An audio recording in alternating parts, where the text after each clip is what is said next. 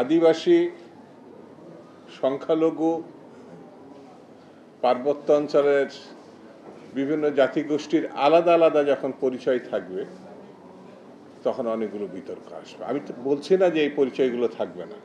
এই জাতিগোষ্ঠীর প্রতি পারস্পরিক সম্মানবোধ এটি যদি না থাকে তাহলে সংঘাত অনিবার্য হয়ে দাঁড়ায়।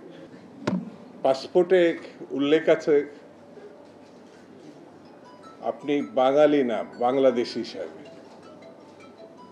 তো এখন এই বাংলাদেশি এই ভাবনা যদি আমি বুকে ধারণ করতে পারি, যেমন আমেরিকান, অস্ট্রেলিয়ান, ব্রিটিশ, এই বিষয়টি যারা স্বীকৃতভাবে গ্রহণ করতে পারে, সমস্যা 90% আপনার মীমাংসা হয়ে যাবে।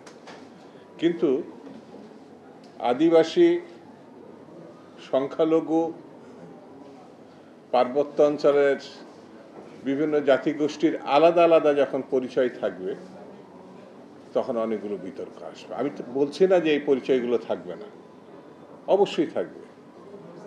সবারই নিজের নিজের একটি নৃগোষ্ঠীর সংস্কৃতি আছে, খাদ্য তালিকা আছে, ধর্ম আছে, নানান বিষয়গুলো নিয়েই কিন্তু একটি জাতিগোষ্ঠী তৈরি হয়।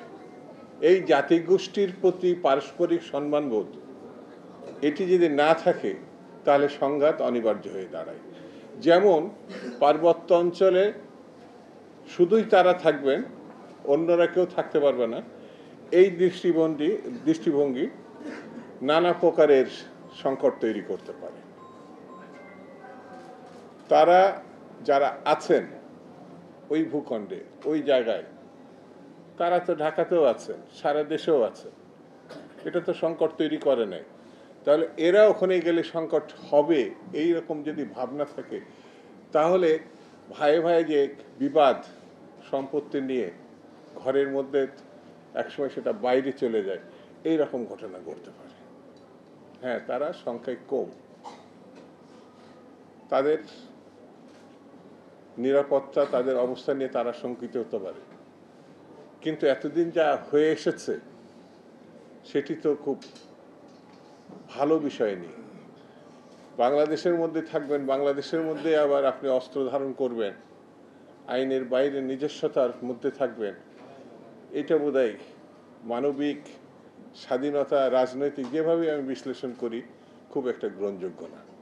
আমার পার্শ্ববর্তী দেশের 7 সিস্টার্স বলে কিছু ঘটনা আছে, তারা বাংলাদেশের কাছে চায় এই বিষয়গুলো নিয়ে যেন আমরা চর্চা না করি, অর্থাৎ 7 সিস্টার্স তাদের বিষয়।